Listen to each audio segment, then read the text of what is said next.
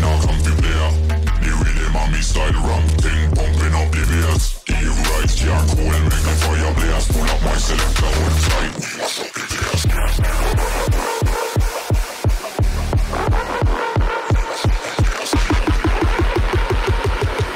Pull up my selector, hold tight. We mash up the place.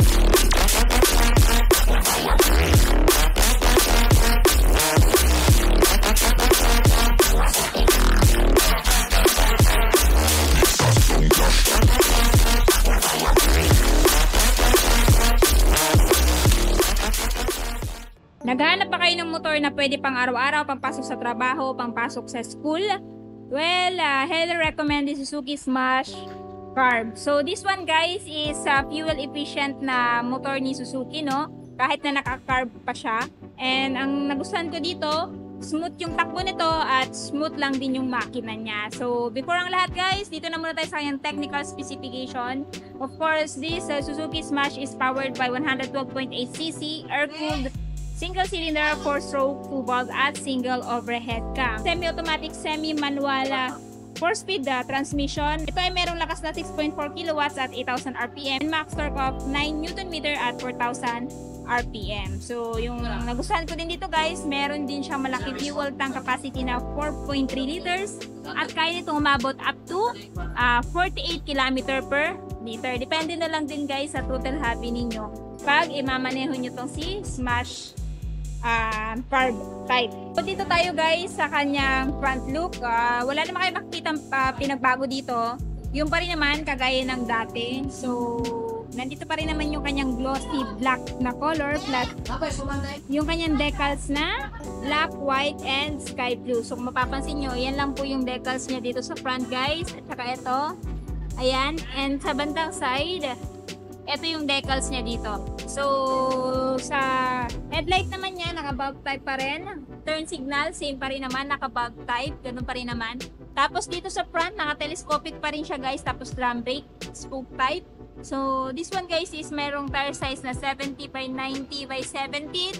Tube type pa to, so kung mapako to guys, madali lang din ito ma-flat. Unlike doon sa tubeless type na gulong ngayon, no?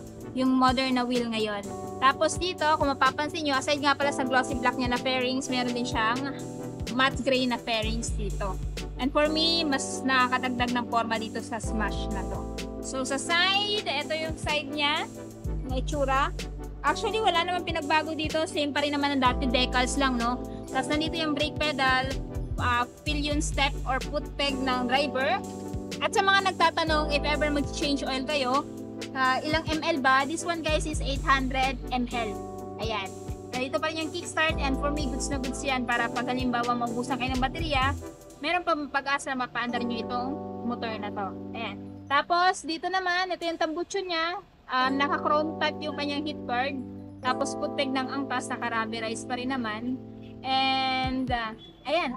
Goods na goods din yan for me. Tapos, sa kanyang suspension sa likod guys, naka-dual shock absorber siya. Ayan, typical pa rin. Tapos, naka-drum brake yung braking system. And tire size sa likod guys is, ayun, 80 by 90 by 17 tube type pa rin. So, dito tayo sa tail. Pakita ko sa inyo yung tail guys. Ito yung kanyang tail light. Bulb type pa rin. Tapos, naka-full compact siya. So, meaning magkasama yung ilaw nung brake at saka nung turn signal light. Kabilang side, ito naman yung sa kabilang side guys. Nandito pa rin naman yung kanyang chain cover. Ayan. Footpeg ng driver. Tapos yung cambian niya, ayan, 4-speed, auto clutch. And syempre yung kanyang side stand. Sa mga nagtatanong naman, dito naman sa kanyang dashboard, of course, nandito pa rin naman guys yung kanyang analog dashboard. And ayan, nandito yung speedometer, odometer, fuel gauge, at yung kanyang transmission na 4-speed. So, for me, goods na merong ganitong indicator para nang sa ganun, hindi kayo magugula kung ano yung kung ano na yung kung nakasigunda na ba kayo, tercera or primera. Kasi meron na siyang indicator dito. Tapos dito, nandito yung kanyang high beam, low beam switch, turn signal switch, at saka yung kanyang horn. Sa kabila, ito yung electric start. So, ayan guys. Tapos meron kayong abang dito na kung saan pwedeng mapaglagyan ng bag if ever ayaw nyo isukbit. Tapos ito yung kanyang upuan. Ayan. Tapos meron pa rin siyang grab bar dito. Pwedeng hawakan ang angkas mo kung ayaw niyang humawak sa'yo. Sa mga nagtatanong, meron ba siyang under seat storage? Meron naman, pero hindi siya yung kagaya ng iba na medyo malaki, kagaya ng scooter. Pero pwede mapaglagyan ng bag, maliit na bag, at papers ng motor. Tapos nga pala guys, sa mga nagtatanong, asan yung battery? Nandito yung battery niya. Ayan. So sa baba, hindi na madaling maabot. Tapos, ito yung manual niya guys. So if ever bibilhin nyo to, basahin nyo to kasi lahat ng kailangan nyo or knowledge ng motor is nandito. Ayan, kailan mag-change oil, maintenance nandito. So basahin nyo yan. Next, ito yung side mirror niya. Ganun pa rin naman, typical side mirror. So if I were you, hindi mo na bibili ng aftermarket. Not unless masira ko itong side mirror niya. Ito yung kanyang fuel tank. Empty pa rin to guys. Ayan, so balik na natin to. So kung hindi pa rin sapat sa inyo yung kanyang underseat, pwede naman kayo magpalagay ng top box if ever. Merong bracket available dito kay Suki Smart. Ayan, balik na natin. Ayan, tapos ito yung sa side niya na itsura. Ayan guys. And ayan.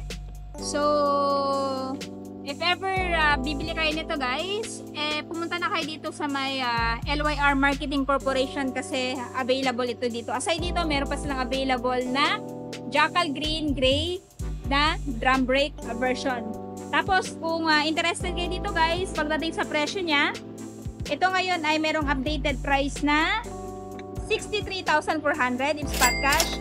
Down payment is 4,882 kung kukunin nyo ng hulugan. At monthly sa 3 years na 2,995 at rebates na 200. So again, this one is available dito sa may LYR Marketing Corporation, Kanukotan, Tagum City. So kung may questions kayo regarding sa motor na to, comment down below. At syempre, kung gusto nyo pa makapanood ng ibang motorcycle review, i-comment nyo na lang kung anong klaseng motor. Ayan.